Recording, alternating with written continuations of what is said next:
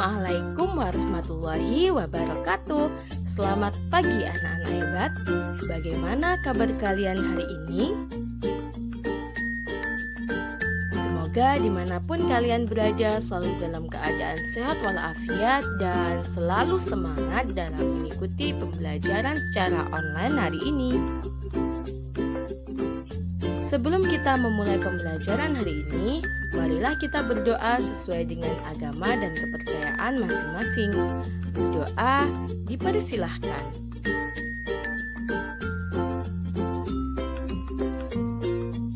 Berdoa selesai. Hari ini kita akan belajar tema 3, subtema 3, pembelajaran yang keempat. Tujuan pembelajaran hari ini adalah setelah mengamati gambar, siswa mampu menjelaskan dampak dari melalaikan kewajiban menjaga lingkungan dengan terperinci.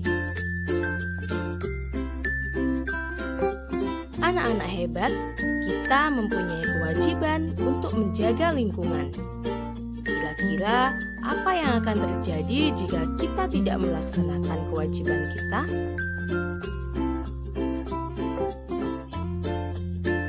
Coba kalian amati gambar tersebut. Gambar apakah itu? Ya, tepat sekali. Gambar tersebut merupakan gambar hutan yang gundul.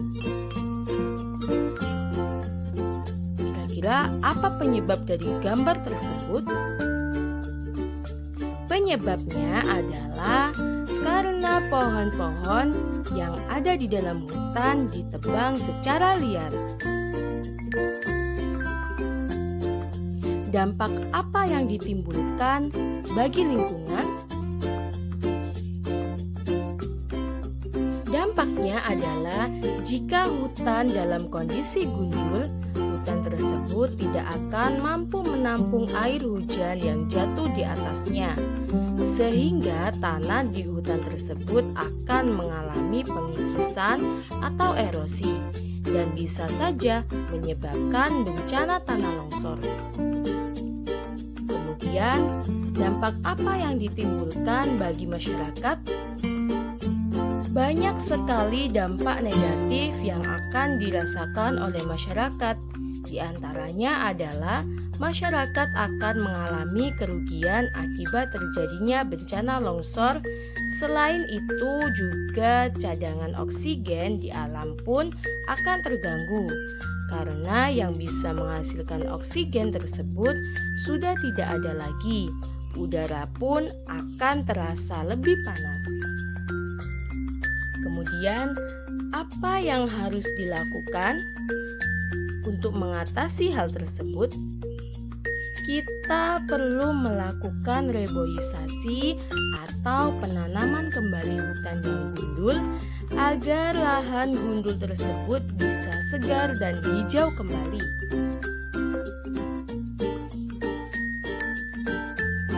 Kemudian gambar yang kedua, coba kalian amati gambar apa tersebut?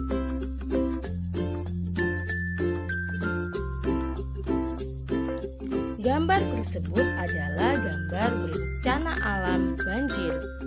Kemudian, apa penyebab dari gambar tersebut? Penyebabnya adalah kelalaian manusia dalam mengelola lingkungan, terutama banyak sekali masyarakat yang membuang sampah sembarangan. Kira-kira dampak apa yang ditimbulkan bagi lingkungan?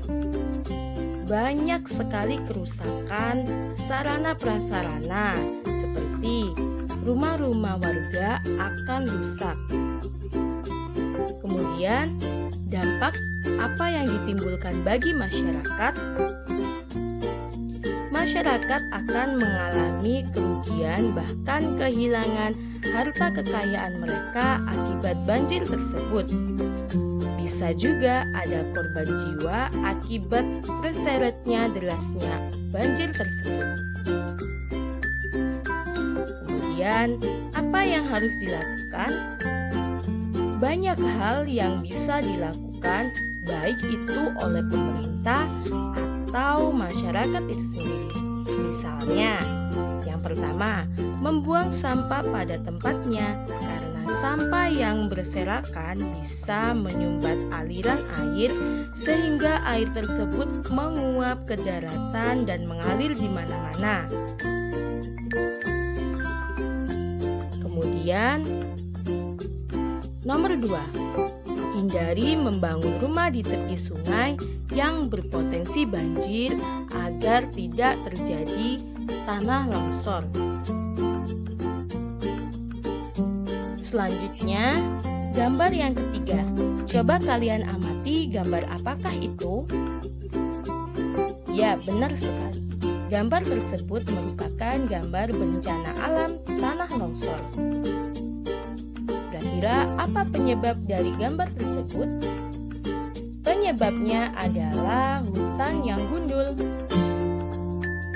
Dampak bagi lingkungan dengan adanya bencana alam tanah longsor tersebut adalah lingkungan akan mengalami kerusakan. Kemudian, dampak bagi masyarakat yaitu dengan adanya bencana tanah longsor tersebut bisa menimpa pemukiman warga dan warga akan mengalami kerugian dan bisa juga menyebabkan korban jiwa.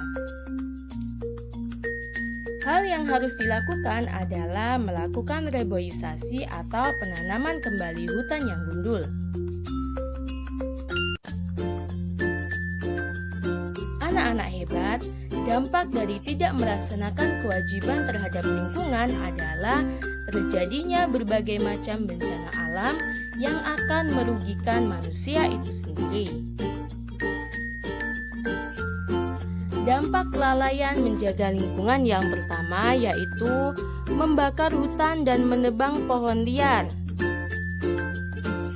Dampaknya yaitu banjir, kemudian tanah longsor, kemudian sumber daya air menurun, kemudian punahnya keanekaragaman hayati dan kesuburan tanah terganggu. Selanjutnya, menangkap ikan menggunakan bahan peledak dan membuang sampah ke laut.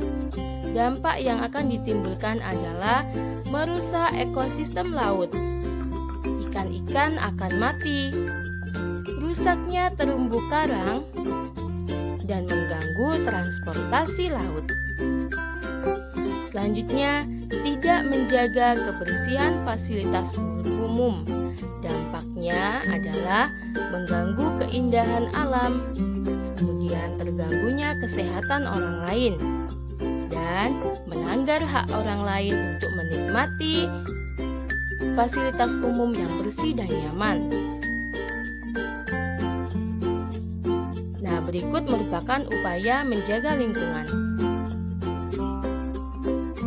Yang pertama, menjaga hutan.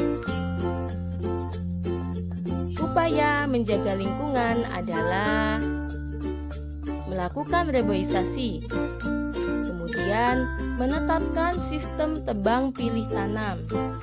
Tebang pilih tanam di sini merupakan memilih pohon yang sudah cukup umur untuk ditebang.